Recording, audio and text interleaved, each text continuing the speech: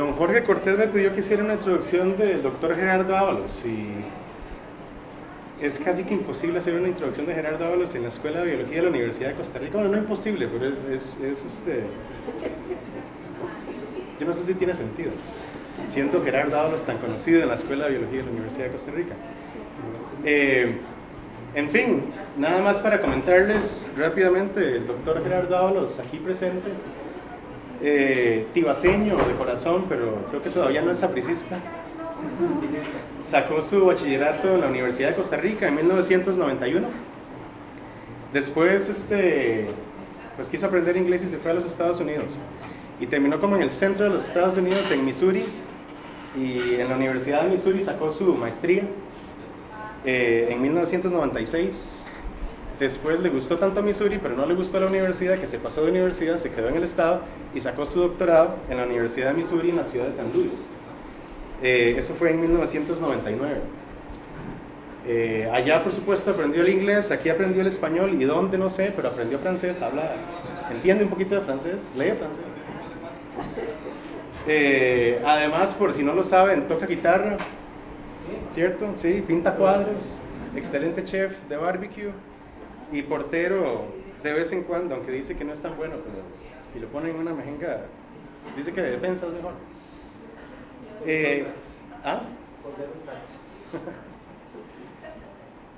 Como profesor, después de su doctorado, ha sido profesor aquí en la Universidad de Costa Rica, por supuesto, ha sido profesor en la ERT también, y en una institución asociada con la Academia Estadounidense que se llama The School for Field Studies.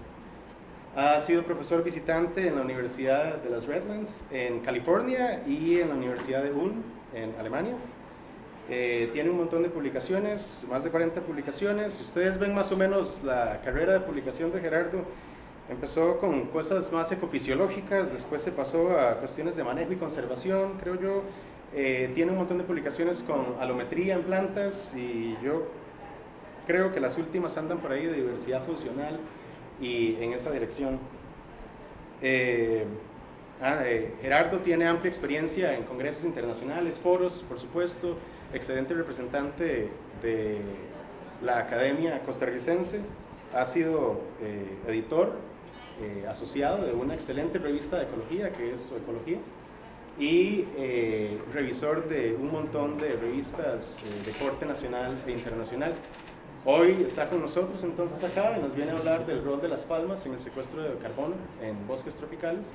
Y sin más, los dejo con Gerardo. Bueno, gracias Carlos y gracias Gerardo por esa presentación.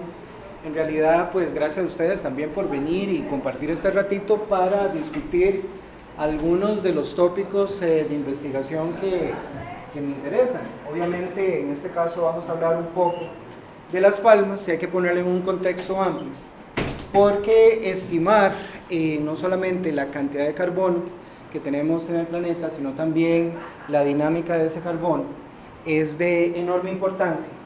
Todos sabemos que estamos enfrentando el cambio climático, el calentamiento global, y que a medida que progresa el proceso de calentamiento, por ciertos fenómenos climáticos se van acelerando, se van haciendo más intensos. Entonces, entender cómo funciona el carbono tiene importancia no solamente a nivel local, sino también a nivel global. A nivel local podemos hablar de programas de certificación, con lo que es la fijación de carbono. Alcanzar la carbono neutralidad es uno de los metas de la República de Costa Rica para el 2021. Entonces entramos en un proceso de contabilidad donde es necesario pues entender la pérdida, las entradas y las salidas, la manera en que ese carbono se va a almacenar. Y además que esto nos permite estimar el impacto que tenemos sobre el ambiente en términos de nuestros patrones de consumo, nuestro estilo de vida. Esto es muy reciente, los fenómenos del Niño se van haciendo cada vez más intensos. El año pasado, bueno, terminando oficialmente este año, tuvimos un fenómeno del Niño muy fuerte y como que cada vez que enfrentamos uno de estos fenómenos climáticos, hacemos el propio, por lo menos tenemos la voluntad, la intención de mejorar lo que es la eficiencia de nuestro uso de recursos, no solamente a nivel personal, sino a nivel de país y a nivel global. Bueno, definitivamente nuestro estilo de vida se refleja en el impacto que tenemos en el ambiente. Y yo le decía a mis estudiantes de Historia Natural que ojalá el país se adaptara al proceso de calentamiento global de una forma gradual, de una forma concertada, de una forma proactiva y no reactiva. De cierta manera, el impacto del niño es un recordatorio de lo que nos depara el futuro, lo que nos va a deparar. En cierta medida, podemos decir que es un impacto positivo, porque si bien no nos vamos a adaptar de manera consciente, lo vamos a hacer de manera reactiva. O sea, que nos vamos a ver obligados a desarrollar cambios en el uso de la tierra, en las actividades económicas de una determinada región, que ahorita van en otra dirección totalmente en contraste con lo que es el proceso de calentamiento. Mucho del estudio del secuestro de carbono en los trópicos está concentrado en los bosques tropicales por razones obvias, porque ocupan un área pues bastante grande debido a la dinámica de carbono que es muy alta, al hecho de que tenemos tanto carbono arriba, o sea en la vegetación viva, como en el suelo, por lo menos en el primer metro estamos cerca de una proporción de 1 a 1, también debido a que son ambientes sumamente productivos y al hecho de que es en los bosques tropicales donde se concentra la destrucción del bosque. El último informe de la FAO de 2015 muestra que los países tropicales están perdiendo área de bosque. Nuestro país ha mantenido un área de cobertura cercana al 52%, pero que se ha mantenido casi sin cambio por mucho tiempo. Y los países de zonas templadas están aumentando su área de bosque, pero como tendencia general son los países tropicales donde se concentra la pérdida del bosque tropical. Y si nosotros, sin entrar mucho en números, ¿verdad? Porque los números van a variar de acuerdo de la fuente, acuerdo al año en que se consulta, ¿verdad? Estos números constantemente están cambiando, pero más o menos un 85% que tenemos en los ecosistemas terrestres del carbono que está almacenado en los ecosistemas terrestres es vegetación, es bosque.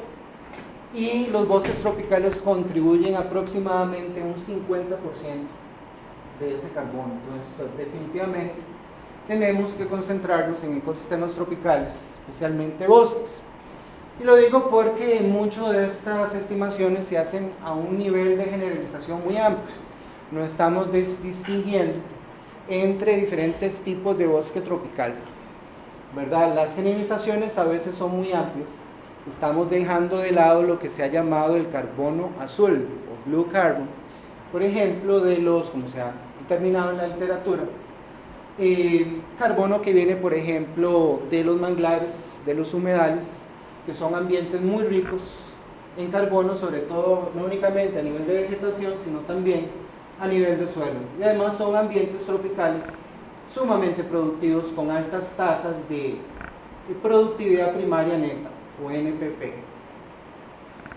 Nada más para darles una idea de cómo está distribuido el carbono, obviamente hay que tomar en cuenta el área de cobertura de bosque, pero hay ambientes tropicales que son muy productivos, por ejemplo incluso las sabanas tropicales y los bosques deciduos y los bosques lluviosos, ¿verdad? Que están entre los primeros lugares en términos de producción primaria neta y también en términos de cómo se concentra ese carbono por unidad de área, como lo vemos aquí en términos de la densidad de carbono, pues son valores que están entre los más altos, sin dejar de lado los bosques templados de coníferas. Hay que ver que la productividad primaria neta está concentrada alrededor del Ecuador. Eso es como no es ningún descubrimiento, ¿verdad? Por razones obvias, porque son ambientes que presentan condiciones climáticas que favorecen lo que es la producción de biomasa y dentro de esas condiciones la precipitación es el factor que presenta una mayor correlación con lo que es la productividad primaria neta, pero aún así tenemos diferentes tipos de bosque o ecosistemas, sabanas, bosques boreales, bosques tropicales húmedos, que son ambientes muy productivos.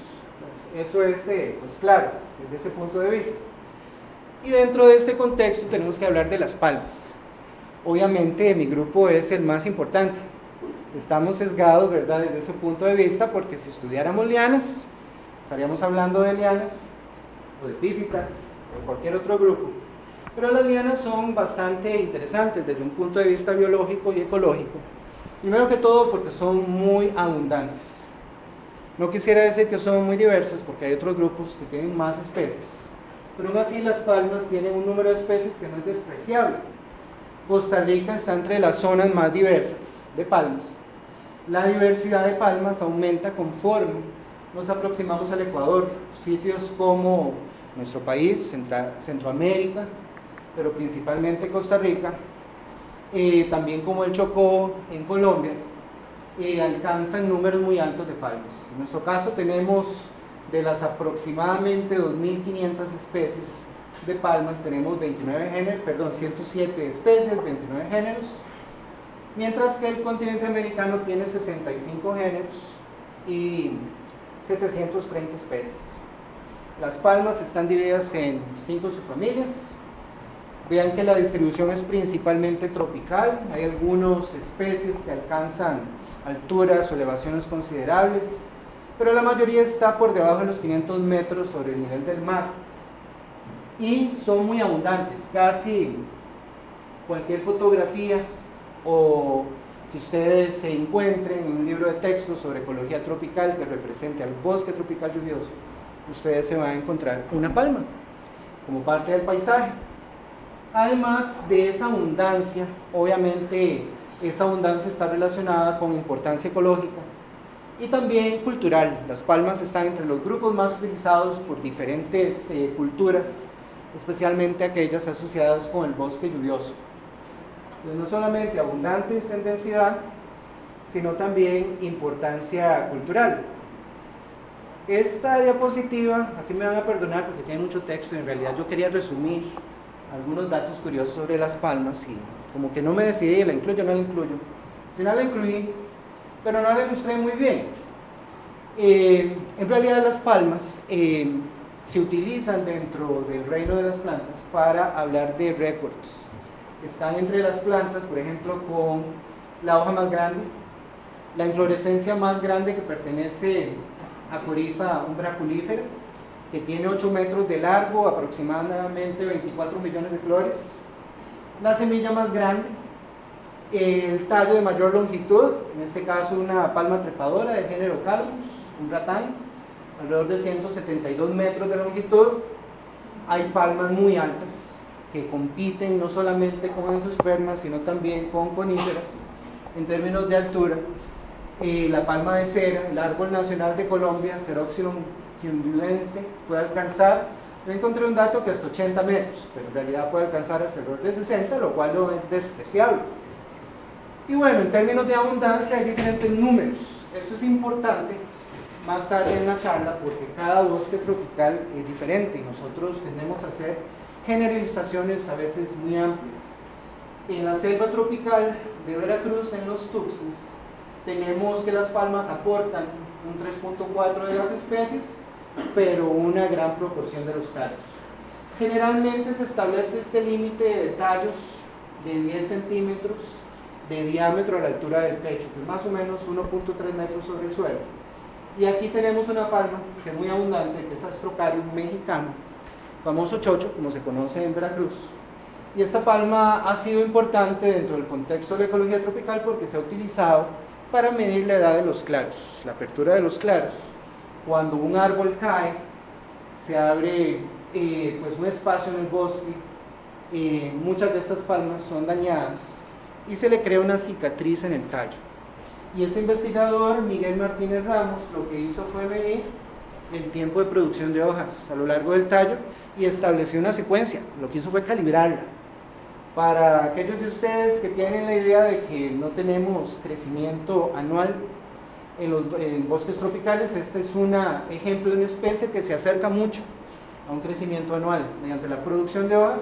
Obviamente Miguel lo que hizo fue calibrarlo, ¿verdad? Este Astrocarium se ha utilizado para medir la edad de los claros.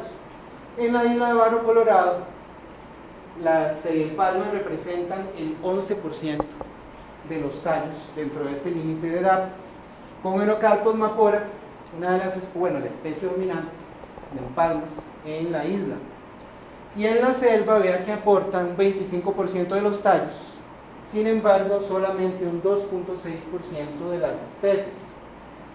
Hay un estudio que se hizo a lo largo del gradiente altitudinal de la selva al volcán Barba, que lo hicieron los Lieberman, y ellos tienen tallos, bueno, datos, igual, nuevamente, de diámetros de tallos de 10 centímetros o más, y establecieron parcelas a lo largo de ese gradiente de 1 hectárea, y pues aproximadamente unas 14 parcelas. Y lo que encuentran es lo que se ha establecido en otros sitios del trópico, es que la diversidad de las palmas es mayor en bosques de bajura y tiende a disminuir con la elevación, como lo vemos en el caso de este estudio que se hizo en Bolivia por Kessler. A medida que nosotros subimos en elevación, la diversidad disminuye, el número de especies disminuye, pero igual tenemos palmas que realizan pues, funciones ecológicas muy importantes en esos hábitats montanos. Finalmente, las palmas son dominantes en algunos ecosistemas, principalmente aquellos que están relacionados con humedales. En el caso particular de Costa Rica tenemos los yolillales. Si ustedes van al Amazonas, hay muchos lugares en Ecuador, Perú, Bolivia, que están dominados por esta especie Mauricia flexuosa. Lo que usted ve a la distancia es un bosque de palmas que está inundado y que tiene como uno de sus habitantes principales, una de las razones por las cuales no hay muchos datos, hay anacondas. Y luego, obviamente, también en Amazonas hay suampos dominados por Euterpe oleracea. En Costa Rica tenemos Euterpe precatoria. Euterpe oleracea es una especie clonal, precatoria es solitaria, y oleracea forma rodales dominados, domina una pues, área significativa. Euterpe es fuente de palmito, es fuente de frutos que tienen alta concentración de antioxidantes, el famoso azaí, una de las especies que forma el azaí. Ustedes posiblemente se lo encuentren en tiendas que vendan productos así para la salud. El vino de azaí o el té de azaí viene de Euterpe precatoria, también de Euterpe oleracea y Euterpe vulus. Bueno, todo eso está dentro del contexto de la dinámica de cómo funciona un bosque tropical. En la literatura de ecología tropical está bien establecido que las especies se van a pues, divergir en sus necesidades o estrategias de regeneración en lo que se llama el nicho de regeneración. Eso nos crea una alta diversidad de especies, tenemos una alta concentración de especies. Así que hay sitios en Ecuador de 1 hectárea que tienen más de 1000 especies de plantas vasculares.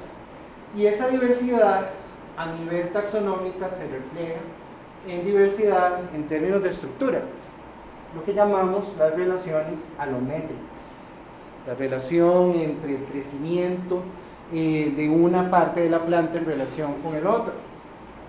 Desde este punto de vista, las palmas representan un sistema que es relativamente sencillo, a través del cual nosotros podemos entender cómo ocurre ese proceso de adaptación al gradiente tan amplio de condiciones físicas que tenemos en el bosque tropical, que las palmas nos permiten estudiar eso, porque son relativamente sencillas, fáciles de cuantificar en relación con árboles del dosel, que pueden ser sumamente masivos, difíciles de medir. Entonces, hay otra condición que determina la manera en que las palmas se distribuyen sus recursos, cómo es que se adaptan a este gradiente ambiental, y es la ausencia de un cambio vascular. Además, la ramificación en la familia no es que esté ausente, es rara. En nuestras especies no tenemos una ramificación, las palmas crecen a través de los meristemas apicales del tallo de la raíz y no tienen cambio, no tienen un cambio vascular. Entonces a la gente les ha costado entender cómo es posible que las palmas puedan aumentar en altura y aumentar en diámetro, ¿verdad? Es como si yo les pidiera a usted, tomen un lápiz y háganlo lo más largo que puedan y luego colóquenlo en forma vertical. ¿En qué momento se me va a quebrar el lápiz? Pero entonces tiene que haber una relación entre la calidad del material, la magnitud del diámetro y la magnitud de la altura, que nos permite mantener una columna que esté pues equilibrada. Entonces, las palmas nos permiten pues explorar preguntas de ese tipo, utilizando la alometría. Y algo muy interesante, y lástima que no esté Walter Marín acá porque me hubiera recordado, o mejor, voy a cambiar, he dicho que no está Walter Marín acá porque me lo hubiera recordado, y es que este autor, Gary Tomlinson, afirma que las palmas son organismos unitarios, que tienen un alto nivel de integración fenotípica. Eso quiere decir que las partes que las componen, los módulos, tallos, hojas, raíces, tienen un alto nivel de correlación. No se comportan necesariamente como el resto de las plantas, que vienen a muestrear el ambiente de una manera modular, ¿verdad? De una manera semi-independiente, lo que en fisiología llamamos unidades fisiológicas independientes. Claro, Tomlinson también hace afirmaciones como que ese tipo de crecimiento que tienen las palmas, que les permite aumentar el tallo, es un crecimiento primario sostenido, porque los tejidos primarios, como el parénquima, básicamente son eternos, duran lo mismo que la vida de la palma. Y el parénquima, como ustedes saben, puede retomar su actividad meristemática y rediferenciarse. Entonces, las palmas, como vamos a ver, el tallo está formado por haces vasculares que están inmersos en una médula parenquimatosa, y mucho de ese parénquima se vuelve a rediferenciar y se convierte en fibras, y eso facilita lo que es el soporte mecánico de las palmas. Entonces, en términos generales, podemos utilizar la alometría para contestar un número muy amplio de preguntas, no únicamente lo que es calcular el secuestro de carbono, pero entender nuevamente cómo las palmas adaptan su estructura a lo que es el gradiente ambiental, no solamente físico, sino también biológico. Y dentro de ese ambiente biológico tenemos al hombre, porque son fuente de palmito, ¿verdad? Todos ustedes han probado palmito, ¿sí, verdad? No les creo. En fin, voy a hacer un pequeño paréntesis. Vean que el título de la diapositiva es el mito de Socratea exorriza, la palma que no camina. Y aquí puse no subrayado en mayúsculas, porque de alguna manera mentalmente nosotros asociamos o interpretamos que dice la palma que camina. Y esta es una leyenda urbana del bosque lluvioso. A cada rato, y aquí Mario Blanco me ayuda, porque él lo identifica o se da cuenta cuando salen estas noticias en las redes sociales o en internet. Vean que en este caso, pues artículo fue publicado en junio de este mes, que estas palmas, en este caso Socratea, puede desplazarse 20 metros por año, ¿verdad? Y hay otros en diferentes sitios en internet, algunos tan prestigiosos como la BBC, en este caso Ecuador. Vean que la palma está ilustrada aquí, es Ciliartea deltoidea, es otra especie de Socratea, pero ellos citan biólogos y hacen la referencia de que esta palma puede, a través del desarrollo de sus raíces fúlgeas, caminar, desplazarse grandes distancias.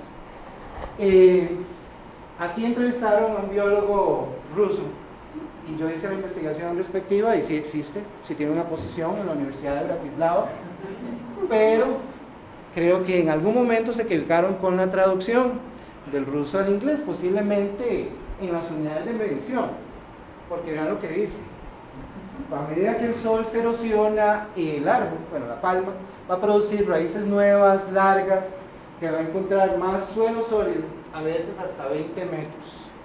Bueno, no sé qué estaría utilizando este biólogo, pero yo quiero. Sí, ¿por qué? Porque dice que el cono de raíces fúlgeas puede desplazarse 20 metros o más, y en algunos casos han habido pues comentarios de guías turísticos que nos mencionan que la gente en el campo dicen que cruzan quebradas, que caminan hasta 100 metros arriba y abajo. Es interesante porque por alguna razón, bueno, nosotros publicamos un artículo en Biotrópica en el 2005, y como que es la fuente donde la gente va a buscar en la literatura si esto es cierto o no. Y el otro día me entrevistaron, el mismo día, un periodista de Le Monde y un periodista de la radio polaca. Me preguntaron, ¿es esto cierto? Obviamente yo les dije que no, que esto es algo que se utiliza para impresionar a los turistas en el bosque, para llamarles la atención. Es una historia dramática que presenta un evento interesante y por eso es que se ha desarrollado esta leyenda. Lo cual me llama mucho la atención porque apenas les dije la verdad, perdieron el interés. Se acabó la entrevista. Ellos querían que confirmaran que eran como los ents, ¿verdad? Esos árboles que pueden no solamente caminar, sino también hablar.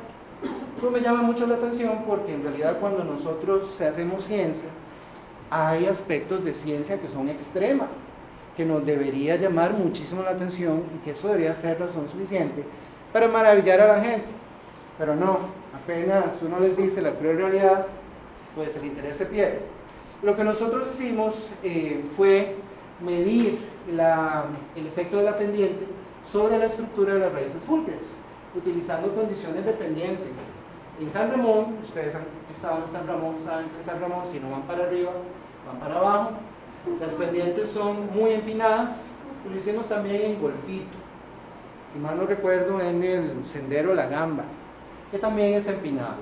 Entonces ahí encontramos que no había un efecto de la pendiente, el volumen de raíces era proporcional al tamaño de la palma, es un carácter ontogenético, ¿verdad? Y no existe evidencia para indicar que las palmas se van a mover. En algunos casos, en palmas muy altas, hay cierta orientación de la copa hacia pues, puntos más luminosos del dosel, pero en realidad el evento, el movimiento no ocurre como la gente se ha empeñado en pues, establecer. Y bueno, esto salió también en algunas redes sociales, ¿verdad? En el caso Biotrópica como que le puso atención a la noticia.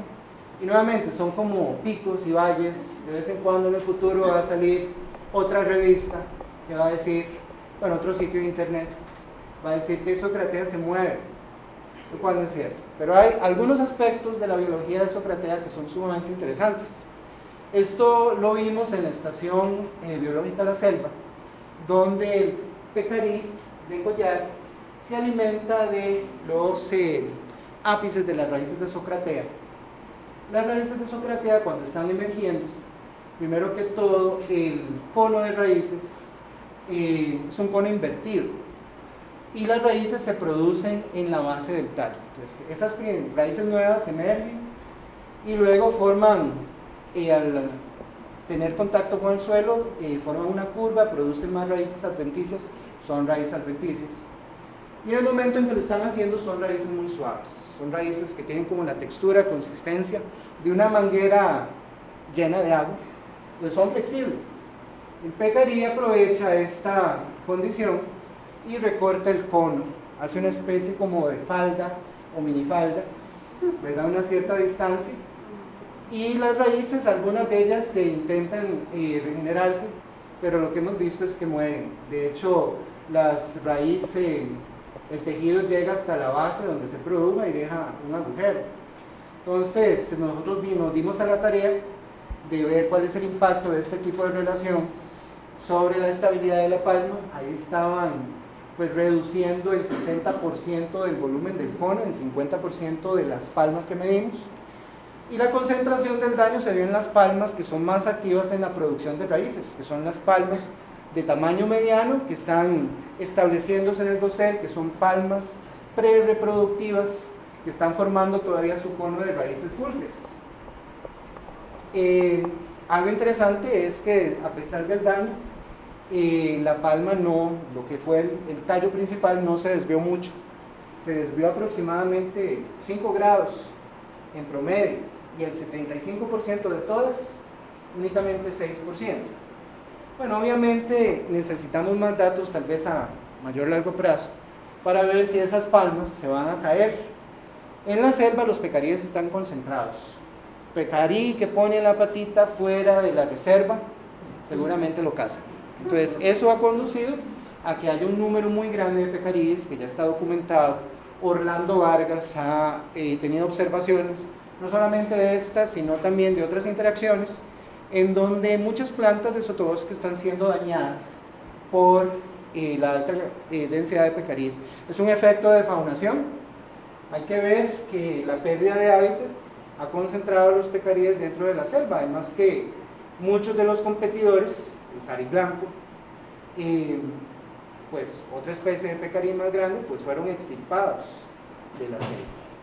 Bueno, todo esto nos lleva al análisis de la relación de diámetro versus altura. Y aquí yo lo que les mencionaba anteriormente es que si nosotros hacemos un corte transversal de un tallo de una palma, vamos a ver lo mismo que vemos en un zacate, en el maíz, haces vasculares dispersos en una médula de parénquima. Haces vasculares dispersos en una médula de parénquima, no tenemos cambio. Y lo que vemos es que la densidad de esos haces se vuelve mayor cerca de la periferia, donde las presiones por el peso del tallo son mayores. Esto ha sido descrito por Paul Rich, y eso muestra que una característica que se utiliza para medir alometría en árboles dicotiledóneos no es muy eficiente para las palmas, que es la densidad del tejido. No podemos hablar de densidad de madera, porque no producen madera, no tienen cambio. En fin, la densidad del tejido no funciona muy bien porque varía de la base hacia la copa, y varía también con la edad de la palma. Palmas más viejas son más densas. Entonces, esa característica, la densidad que se utiliza en relaciones alométricas para árboles dicotiledóneos para estimar carbono, no es muy eficiente en las palmas. Lo que vemos aquí es que la densidad de esos haces varía del centro del tallo hacia la periferia, siendo mayor en la periferia. Y además se produce el fenómeno que yo les mencionaba, que el parénquima puede rediferenciarse y puede convertirse en fibras. A esto hay que añadir lo que nos dice Tomlinson, pero no he visto ninguna evidencia al respecto de que el parénquima es de muy larga duración en las palmas. Posiblemente sea cierto. Y esa capacidad del parénquima de producir nuevos tejidos, en este caso esclerénquima, es el responsable de que el diámetro en algunas especies aumente en proporción a la altura del tallo.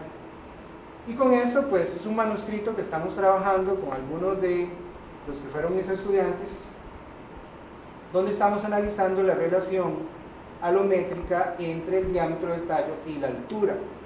Algunos de estos datos ya han sido publicados, otros están en preparación como este. Tenemos 3 especies de sotobosque, subdosel y dosel, donde analizamos las relaciones alométricas, tanto utilizando modelos de regresión lineal como de otro modelo 2 de regresión que asume que las dos variables x y y son variables independientes. Tanto en uno como en otro caso, vean que tenemos pendientes bastante altas, 1.48 y 2.14, que se apartan significativamente de los valores esperados para árboles dicotiledóneos, de acuerdo a los 3 modelos alométricos más populares, más comunes. Eso quiere decir lo que esperábamos, que las palmas hacen las cosas muy diferentes a los árboles dicotiledóneos. Y utilizando un análisis de conglomerados donde pusimos las pendientes, las alturas máximas y una variable que se llama proporción de esbeltez, que nos da una idea de cuán delgada es una palma en relación al diámetro, encontramos 3 grupos. Obviamente aquí tenemos sesgos en términos de la composición de especies, porque necesitamos aumentar el tamaño de muestra. Necesitamos tener palmas más diferentes, con formas más diferentes, más representativas de la familia, pero los datos son interesantes. Sin embargo, eso quiere decir que hay estrategias comunes a nivel de sotobosque, dosel y subdosel, en la manera en cómo están construidas las palmas. Nuevamente, esa capacidad del parénquima de rediferenciarse y proporcionar el aumento en diámetro es lo que llamamos crecimiento primario sostenido. Y un punto más con respecto a estas regresiones es que todas fueron significativas, con excepción de una palma del sotobosque, Genoma undata o Genoma edulis, lo cual quiere decir que la relación es significativa. No es una relación muy limpia, tiene cierto nivel de ruido, pero en realidad es una relación estadísticamente significativa que nos indica que hay palmas donde la relación diámetro-altura del tallo funciona. Nuevamente, hay otras donde eso no sucede, porque para aumentar en altura muchas palmas, la palma africana y la palma de aceite, la guinensis es un ejemplo, que tiene que formar primero una base muy ancha para luego aumentar en altura. Entonces ahí el diámetro no va a variar con el aumento en altura, pero en un gran número sí sucede. Y esto lo digo porque muchos de los modelos salumétricos utilizan el diámetro del tallo para estimar el carbono. La gran mayoría de los censos de especies a los que tenemos acceso no miden la altura, no miden el número de hojas, miden el diámetro, usualmente el diámetro a la altura del pecho a un nivel de 10 centímetros. Entonces, con dos de mis estudiantes el año pasado culminamos dos tesis, una de licenciatura y otra de maestría, y llegamos a generar modelos salumétricos para 7 especies, tanto de sotobosque como de subdosel y dosel. Nuevamente, necesitamos aumentar el tamaño de muestra para tener pues una representación más amplia de lo que es la familia. Tenemos Camadoriate pegilote, Genoma interrupta y Asterogine martiana. Y estas especies, lo que implica la colecta de datos es un proceso de cosecha, donde dividimos a las palmas en módulos, obtenemos el peso seco y luego calculamos el carbono. Carolina Álvarez generó una serie de familias de ecuaciones de regresión porque el uso es muy variado. Posiblemente hay personas, usuarios, que eventualmente van a usar estas relaciones alométricas para calcular el área de hoja en una palma de sotobosque, o cuánto carbono invierte una palma en soporte, en este caso raíces.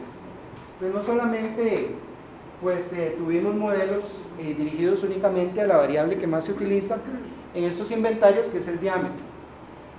Milena Cambronero también en el 2015 culminó su tesis de maestría estudiando estas 4 especies: Iriartea deltoidea, Socratea exorrhiza, Euterpe precatoria y Prestoea decurrens, utilizando métodos similares a los de Carolina, solo que ella utilizó palmas más grandes, palmas del dosel en este caso. Más o menos estos son los datos, así son los datos que se generan, donde tenemos una ecuación que está relacionada, donde relacionamos el carbono con una variable morfológica. Esa variable puede ser el diámetro, puede ser la altura, puede ser el número de hojas, podemos tener una combinación de variables. Entonces generamos esas ecuaciones de reducción para estimar el carbono. Muy bien, ahora lo que sigue es ver cuánto contribuyen las palmas dentro de lo que es un bosque tropical al carbono. Aquí hay unos cuantos set de datos. En este caso voy a presentar 3. Creo que pueden haber un poquito más de datos disponibles de este tipo afuera. En este caso, pues Teres Tige y otros compilaron un set de datos gigantesco, donde a lo largo de todo el Amazonas colectaron datos de inventarios.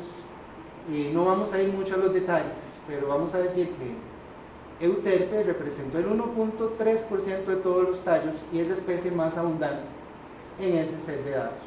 Otras familias, ¿verdad?, también fueron abundantes, pero las palmas pudieron ser dominantes, ¿verdad?, en términos de abundancia, con un número pequeño de especies. Aquí tenemos 7 de las especies más abundantes que tenemos en Amazonia. Ahora, estos autores lo que hicieron fue simplemente dar un conteo, cuánto hay de cada cosa. La pregunta lógica que hay que hacer es cuánto contribuyen las diferentes especies a la cantidad total del carbono.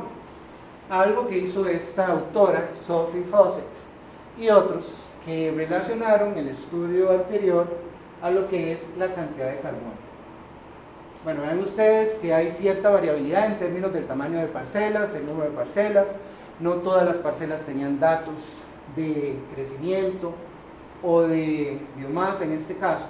Aplican un modelo general que sacó Goodman y otros en el 2013 para palmas, que estaban basadas solamente en 9 especies del dosel.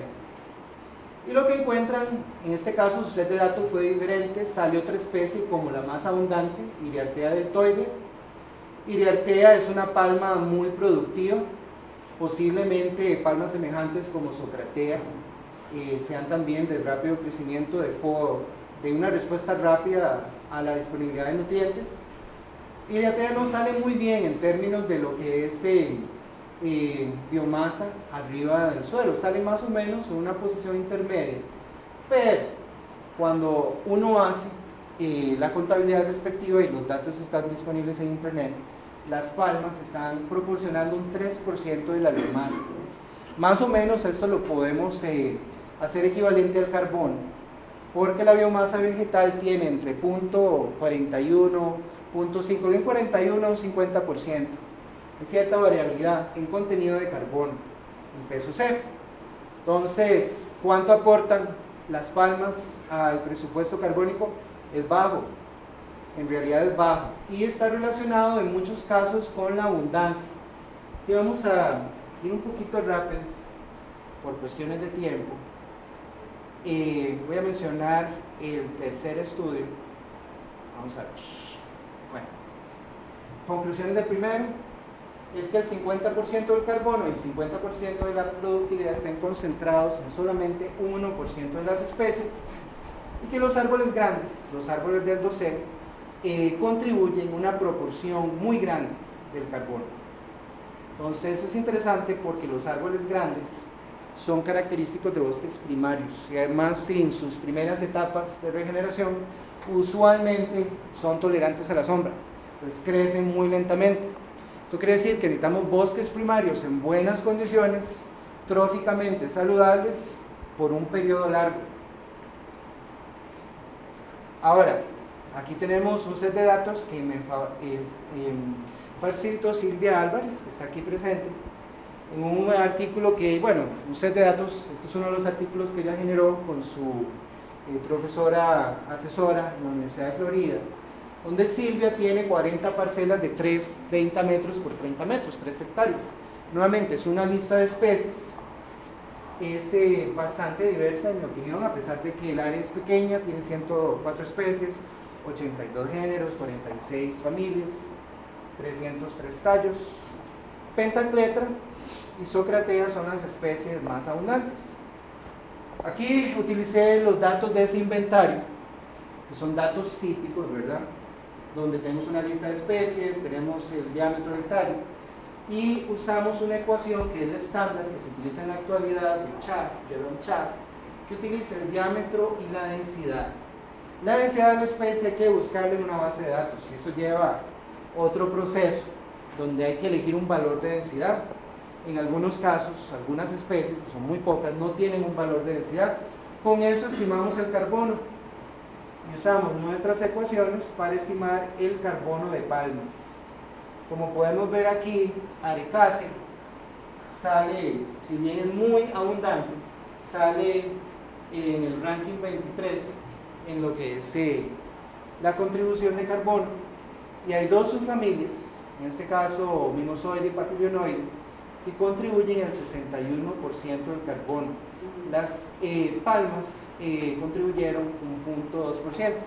La mayoría de las especies se concentran en la región pequeña del gráfico en términos no solamente de abundancia, sino también de contribución al presupuesto carbónico. Entonces, similar al estudio de Fawcett, hay árboles que desproporcionadamente contribuyen una gran cantidad de carbono. Pentacletra, con 40 individuos, tomó el 40%, y en el almendro, Dipteryx panamensis, con 4, contribuyó un 14%. Y Socratea apenas llegó al 0.19%. Bueno, la idea siguiente es irse a un set de datos aún más grande. Entonces me fui a las 50 parcelas de la isla de Barro Colorado, y aquí terminé con el cuello estropeado. ¿Por qué? Porque, bueno, primero que todo hay que pedir los datos están disponibles. Es interesante porque las 50 hectáreas de Barro Colorado, en un área de 1 kilómetro por medio kilómetro, tienen datos increíbles de inventarios donde midieron todo lo que tenía 1 centímetro más de dato, y esos censos lo han repetido pues los años que están indicados ahí. Yo utilicé datos del primer censo, estamos hablando de 260,000 tallos, Por eso terminé así, viendo chinitos con sombrilla y con el cuello, pues por lo menos una tarde me costó destorcerlo.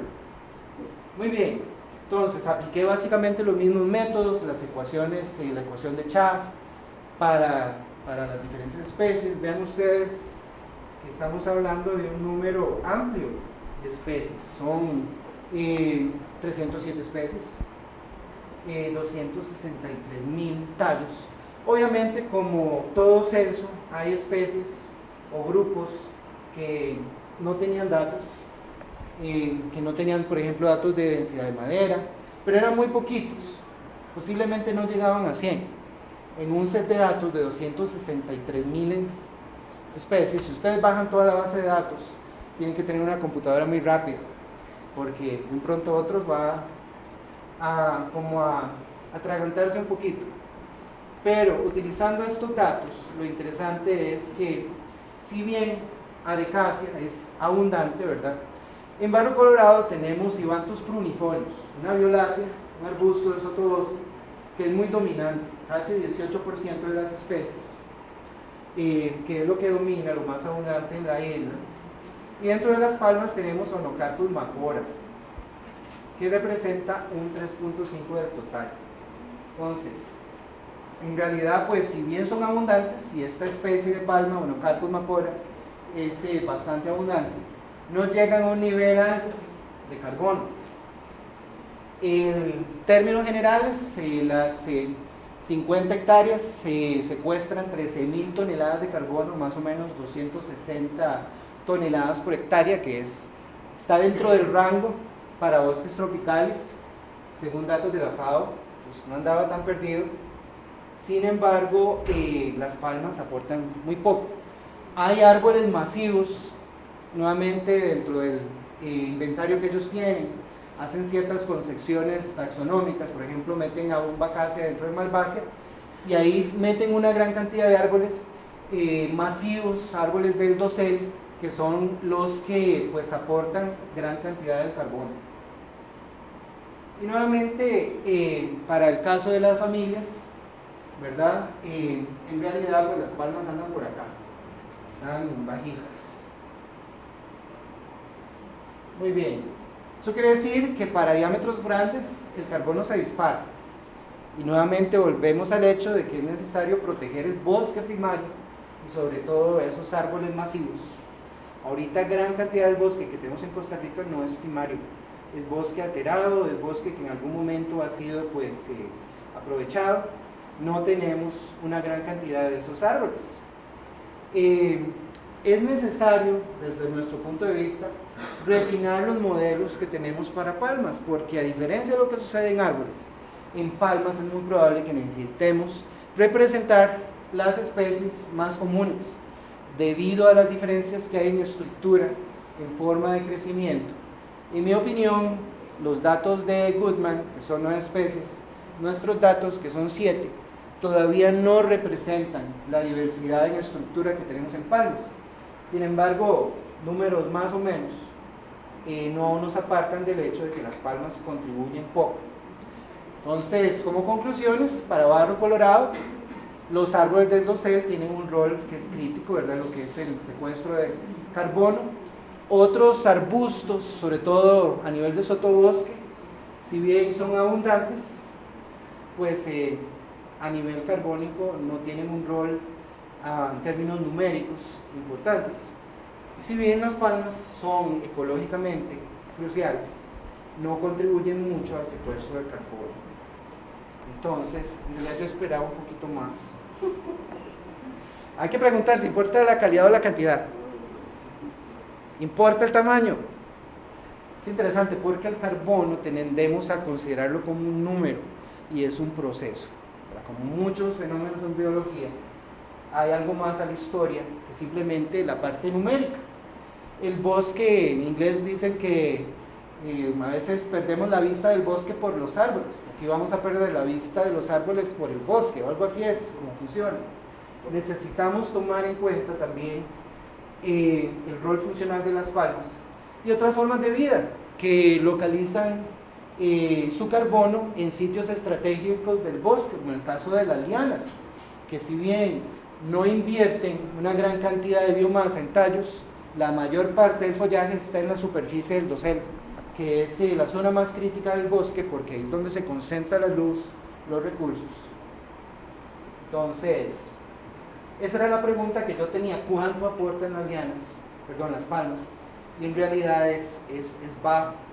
El bosque hay que verlo como algo más integral. Y nuevamente, muchos de estos estudios tendemos a aplicarlos casi instantáneamente sin considerar que hay patrones de abundancia, que hay patrones de representación de ciertas familias o especies, que no necesariamente los vamos a tener en un lugar específico. Hay una combinación de especies de la cual va a depender la cantidad de carbono que es fijado, así como otros aspectos físicos y biológicos de un bosque. Si nosotros representamos el proceso sucesional, que usualmente la gente piensa que es un proceso de reemplazo, hay una serie muy amplia de estrategias de regeneración a lo largo de diferentes estadios ontogenéticos a través del tiempo en diferentes tipos de bosque.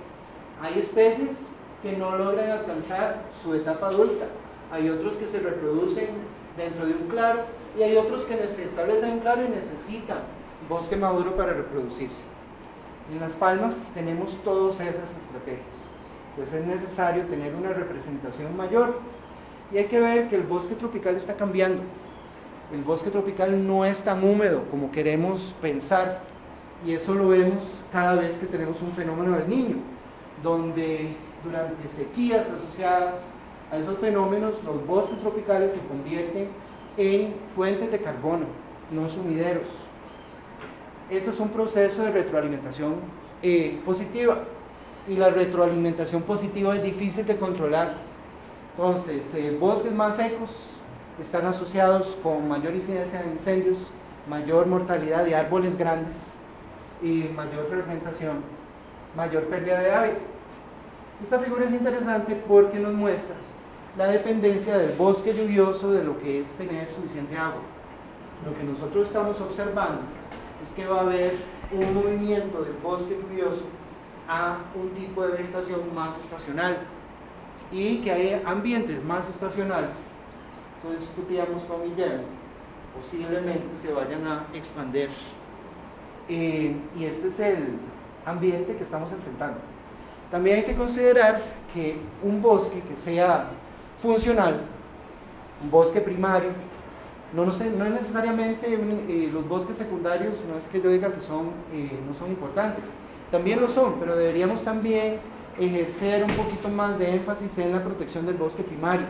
Estos autores hicieron un estudio en el bosque atlántico de Brasil y ellos hicieron simulaciones donde removían frugívoros grandes. Los frugívoros grandes los echan, los matan, los cazan, los extraen cuando el bosque es alterado, y esos frugívoros grandes están dispersando árboles grandes. Entonces, a un mediano plazo estamos viendo que va a haber una tendencia a que haya menos carbono almacenado en el bosque tropical en bosques que son alterados. Esto definitivamente pues, nos hace reconsiderar algunas estrategias de reforestación, de restauración, donde posiblemente estemos apuntando a aumentar la cantidad de carbono, cuando deberíamos tener una visión más integral y no únicamente pensar en especies económicamente importantes, sino tener cadenas tróficas saludables que nos permitan tener un bosque funcional, que a su vez tiene todos estos beneficios que hemos mencionado en términos de la calidad de nuestra vida y la capacidad del bosque de proveer servicios a nivel de ecosistema. Entonces, ahorita estamos tratando de ampliar la lista de palmas y obtener modelos alométricos para representar especies que son abundantes, que son importantes dentro de la estructura del bosque, para generar este tipo de relaciones alométricas, que si bien ya tenemos una visión amplia de dónde están las palmas en el ciclo de carbono, y conste que son datos, al menos yo no he visto publicados, ya tenemos pues información y hay que actuar sobre esa información. Entonces, esto es, y con mucho gusto preguntas, no sé cómo andamos de tiempo. Eric. Muy interesante, yo tengo dos preguntas creo que relacionadas. La primera es en términos de las ecuaciones alométricas. Una cosa que, digamos, en palmas que uno ve es que palmas de la misma altura, dependiendo de donde estén dentro del bosque, algunas son mucho más gruesas que otras, que podría ser ya sea por plasticidad fenotípica de las palmas o por efectos microambientales que podrían estar afectando. Y todo eso en la ecuación se resume en un número, usualmente. Y eso tiende a veces podría, dependiendo de dónde se haga el trabajo, dar subestimaciones o sobreestimaciones muy grandes del carbono. Entonces, la primera pregunta es, o sea, ¿habrá alguna manera de empezar a tomar esto en cuenta mejor? Y asociado, para no ser muy bien. La segunda es, ahora, este cuento del carbono a mí me preocupa. Han salido, por ejemplo, ahora artículos que hablan ya de la velocidad de la fijación de carbono, y entonces le dan un sobrevalor enorme a los bosques secundarios, que impacta muchísimo la política nacional. Aquí los bosques secundarios, los forestales los adoran y quieren que todo sea un bosque secundario, fundamentalmente por esa velocidad.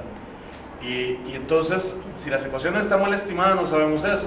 Y a mí me preocupa que vos digas que las palmas no fijan carbono porque ahorita se las vuelan. Entonces, ¿se ha visto algo en términos, digamos, de la velocidad y todo eso? O sea, ¿cómo empezar a ver todo este montón de medidas en términos ya de una política nacional? Y el error que trae medidas. Bueno, aquí hay que tomar en cuenta otras consideraciones. Una es la parte metodológica, porque hay varios, no es el único proyecto, ¿verdad?, de secuestro de carbono que está midiendo el carbono en diferentes puntos del país. Y hay un problema a nivel de muestreo, porque usualmente son parcelas de 1 hectárea en un punto único, que supuestamente es representativo de una región. Yo sé que el esfuerzo de muestreo es terrible, pero tal vez deberíamos hacer un mayor esfuerzo por representar esa variación ambiental que afecta no únicamente las palmas, sino otros árboles. Por ejemplo, en el caso de Iriartea deltoide, que tal vez es el ejemplo más obvio para mí, en San Ramón son muy gorditas y alcanzan alturas considerables. La estructura de Iriartea es muy diferente en Perú, es muy diferente en la selva, es muy diferente en otros lugares. Entonces hay un componente ambiental que, si bien nosotros tomamos en cuenta, es muy probable que a medida que aumentemos el número de sitios de muestreo, esa variación se va a ver mejor representada. Pero en el caso de los árboles y donde vienen estas bases de datos, lo que hay es valor de densidad de madera, y no sabemos dónde fue obtenido.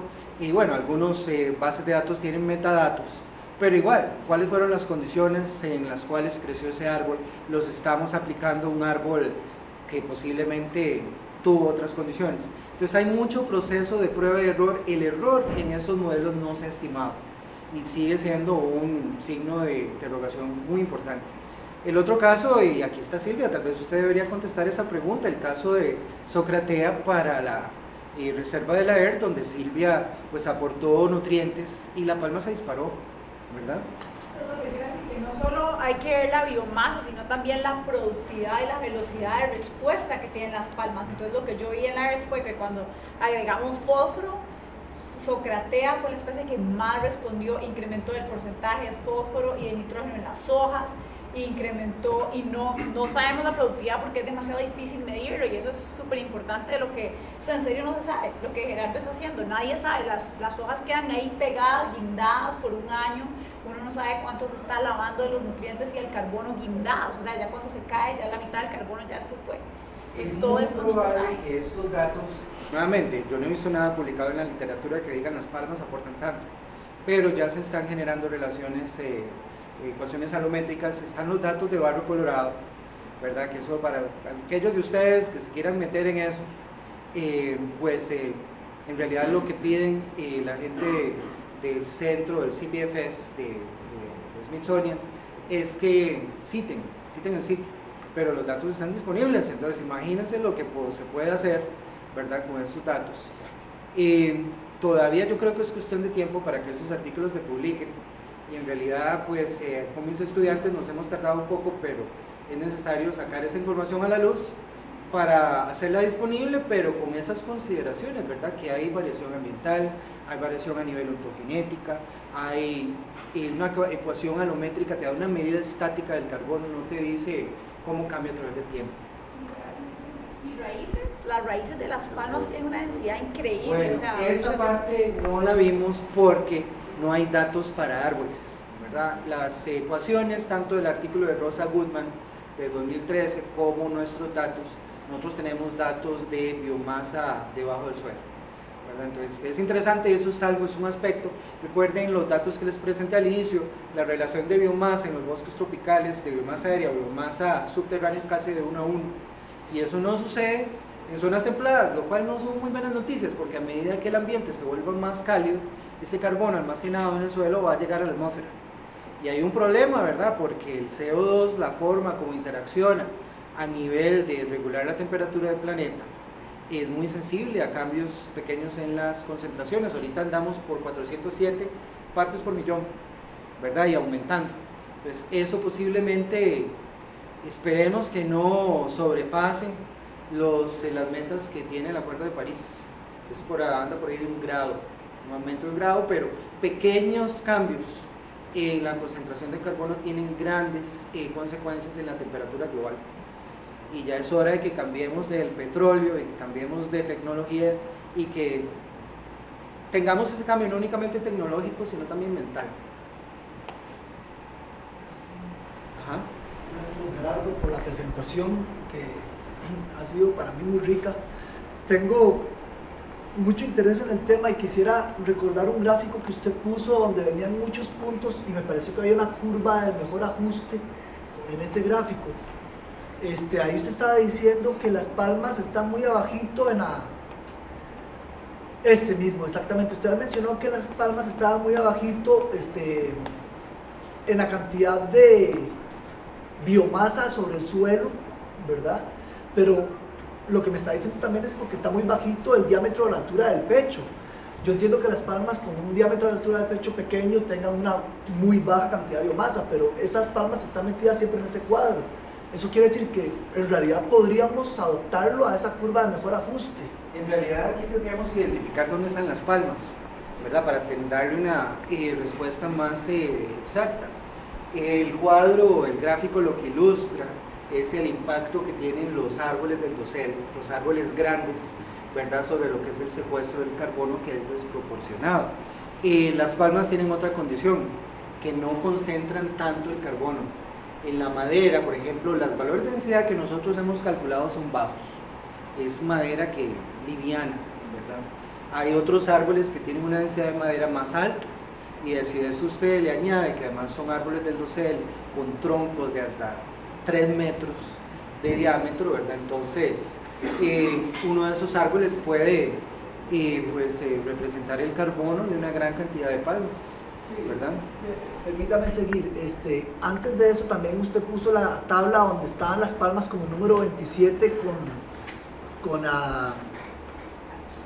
con el dato, con la variable, digamos, no era ese, con la variable de cuánto carbón estaba fijaba él con respecto a otras familias de plantas. Ese me pareció que era. ¿Sería ese?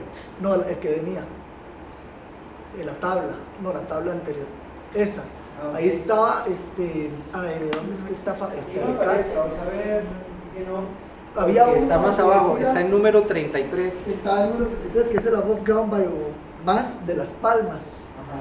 ¿Verdad? Ese above ground también está relacionado con el diámetro y la altura del pecho. Es que lo que yo quiero, al punto al que quiero llegar es que hay palmas con un diámetro de altura del pecho grande. Yo estoy de acuerdo que no es como pensar en una ceiba o en un árbol de más diámetro a la altura del pecho, pero en una situación crítica como la que estamos, de proteger casi que cualquier biomasa arriba del suelo, y me recuerdo de estas palmeras que están aquí en este pasillo, que yo digo, hey, mira, entonces, como decía Eric, si las palmas no fijan nada ahí, ¿por qué no mejor no cortamos eso y evitamos el problema de las hojas que se caen, verdad? O pienso en ecosistemas que tal vez no son autóctonos de Costa Rica, pero playas donde hay muchísima palmera, que sea punífera, no importa. Primero que todo, para especies de sotobosque pequeñas hay una relación entre la cantidad, o sea, el número, la densidad, el número de tallos versus el carbono, y la relación es más lineal, ¿verdad? Pero llega un momento en que esa relación se vuelve exponencial cuando alcanzan ciertos tamaños, ¿verdad? Ahora usted menciona, bueno, no quiero que tenga usted la idea, bueno, Las Palmas tienen poquito porcentaje muy pequeño, ¿verdad? Entonces no nos importa, es más, no nos preocupemos de sacar más ecuaciones alométricas porque hay. Sigamos lo que nos dicen los forestales, no hay ningún forestal presente, perdón. En fin, sí, ¿verdad? Perdón. En realidad, pues hay muchos ecosistemas que no están representados. La mayoría de estos modelos están enfocados en bosque lluvioso de bajura. ¿Qué sucede en el bosque nuboso? ¿Qué sucede en el páramo? Manglares han sido un poquito más estudiados y se ha considerado que son muy importantes porque concentran proporcionalmente una gran cantidad de carbono. Pero ahí tenemos otras formas de vida y otros ecosistemas que no están representados. Entonces lo que se requiere es más investigación. Y eso es el proceso, el contexto de este campo donde lo que se hace es mejorar las estimaciones, incorporar más información.